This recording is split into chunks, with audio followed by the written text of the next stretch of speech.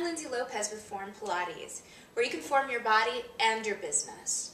And today I wanted to talk a little bit about being proactive versus reactive. I know that for me as a young business owner, I was super overwhelmed with my to-do list. It seemed a mile long and it just kept growing every day.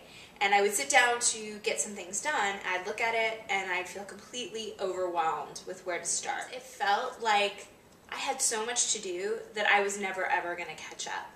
That no matter what things I crossed off my list, there was still 50,000 more to do.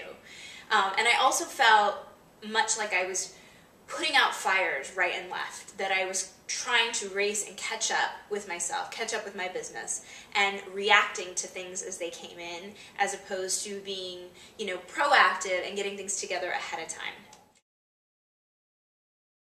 It's a 3-year look into the future. What do you see yourself? What do you want? Where do you see yourselves living? Who do you see yourself with? How much time a week do you want to work? All those things are really important. Not just business goals, but also personal goals. Where do you see yourself? Do you see yourself married? Do you see yourself living in the city you're living in right now? All of those things are going to inform your to-do list as you go. If you want to move around, if you want to be mobile, if you only plan to be in your city for a year or two, it's not probably the best idea for you to open a Pilates studio where you're at. So these kind of things will really help you look deeper and realize what your goals should be. It also will really help you say no to projects that come in. I know that once I opened my studio, a lot of things came to me. A lot of people were asking me, hey, do you want to do this? Do you want to join me in this? Do you want to partner in this? And it's hard for me to say no already, but it also really helped me to know, like, hey, you know what, that's not really in alignment with where I want to be in my painted picture, so I'm going to have to say no to that project. It helps you stay focused, and it's a lot easier to say no to things when you know where you want to be. Take those to-dos or those goals and plug them into your year.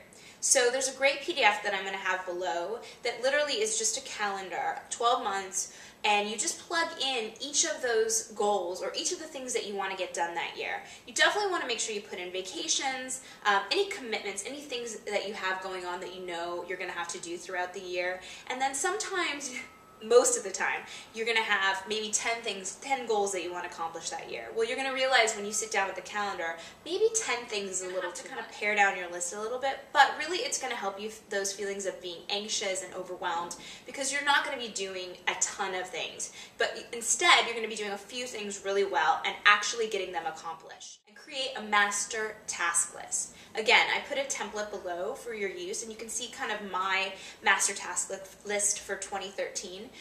You basically put in each project, each to-do, so to speak, and then break it down into all the actionable steps that you have to do to make that dream or that goal actually come true. Then, from that master task list, I take every month, I go and I take that list and I realize, what are the things that I need to do this month? What do I need to do in January? So I make a task list just specifically for January. I do very similarly, I put the goal, and then I pick and choose of those things that I'm going to do just in the month of January. And then the final step, which is the most important, is that I take those to-dos and I actually schedule them in my calendar. It's really important that you schedule things in. I have a mentor that says if things aren't in your calendar, they aren't real. So to really get things going, you have to put things in your calendar and commit to doing them. Having these systems in place is it's super, super key to having success in your business. Reacting to every little thing right and left, that's going to drain you of energy, it's going to drain you of time, and remember, for an instructor, time is money. When you're not teaching, you're not making money. So finally, I challenge you to do one thing, just one thing in the next week that will help you be more organized, more focused, and really identify your goals. So maybe that's the painted picture. Maybe you've done a painted picture or something similar. You know what your goals are. Maybe you create a master task list. Take some time out in the next week and really plan your year. You'll really thank me in the end. And if you do it, leave your comments below. Let us know any challenges you have, any ideas you have, any struggles you have. Like this video if you like it, share it with your friends, and here's to an amazing 2013 and many more of these videos and business tips from Form Pilates to come.